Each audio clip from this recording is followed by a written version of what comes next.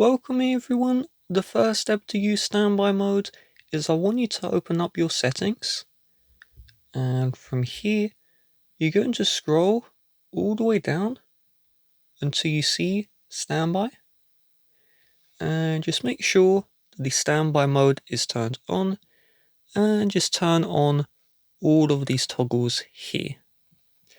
Once we have done this, to get into the standby mode, make sure your iPhone is either sleeping or on the lock screen. Then you need to meet two requirements. The first requirement is that your iPhone is standing up in landscape mode. You can stand it up manually like this, however this is not recommended. I would recommend you use a MagSafe stand, and it's going to use magnets so your iPhone will be standing up in the air.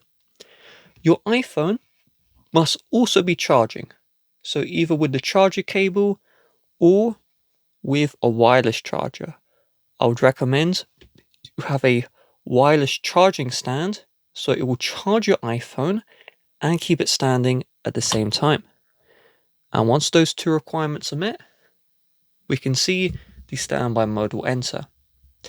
When you enter standby mode and you do nothing, you're going to notice that this smart display mode is just going to turn itself off. So I'm going to cut to when that happens.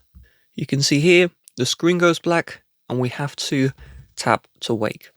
So in order to investigate and potentially solve this issue, if we go back into the standby mode settings, we need to look for a setting which not all devices will have. The setting is this: display and always on. Only iPhones which receive the always on display in the lock screen will also get always on display in standby mode. This means only the 2022 models of the Pro iPhone and all future Pro iPhones will get the always on display. Even though these two iPhones released on the exact same day, because this is a non-Pro, this will not get the always on display, and your 13 Pro, 12 Pro, those Pros are too old. If you do have the always on option, great. When you turn this one on and when you go into standby mode, it will stay always on like a smart home display would. However, if you do have the older iPhones, unfortunately, you will need to tap to wake. Yes, it makes no sense because the phone is always charging. However, I did not make the software. When we're in the standby mode, in order to customize this, we see the widgets here, and you can swipe up or down to switch between the widgets you see.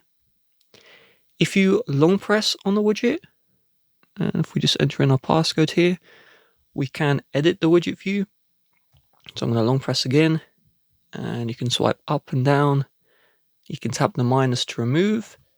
You can tap the plus to add a widget, and Smart Rotate will automatically change the widget you see in this list. And so if you want to have the widget you set be the widget you see always, turn off the Smart Rotate, and both widget stacks you can edit.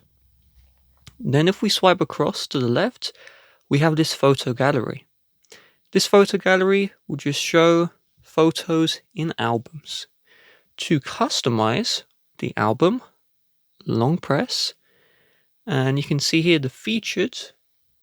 And then if we scroll down, you can see the nature, cities, people, and if you tap on the plus, you can add your own album and it will just cycle through the photos. If we swipe to the left one more time, we get this clock face, and if you swipe up or down, you can change the clock face. If you long press, you see the circle, you can change the color. And this is the only area where you can change the color. I will discuss the red tint in a second. If you need to access the control center, swipe down from the far right hand side. You cannot access the notification center, so you can't swipe down from the middle. When you turn on the assistant, so I turn on the assistant, typically it should show in the middle. There we go. That was a glitch earlier. If you are playing music, the music will show in the middle like a little icon, and if you tap the icon, you will get a full screen view of your music. And when you get notifications, it will take up the full screen, and you can tap to interact with your notifications. If you want to get the red tint, then if I turn off the lights, the red tint only shows when there's low light in the area. So this is great for nighttime. So I'm going to block the light sensors here. And if we give it a couple of seconds, it should turn the screen red. And there we go. The camera makes it look orange, but this is red. And this is useful because let's say you're trying to use standby mode at night. If you are using it at night and the screen is not red, then you'll get blue light, and blue light comes from the sun, and that will just impact your ability to sleep. But when everything is red, there is no blue light being emitted, and that means you can use this display without any issues. With that being said, if you would like to help support the channel, please do check the description. Bye bye.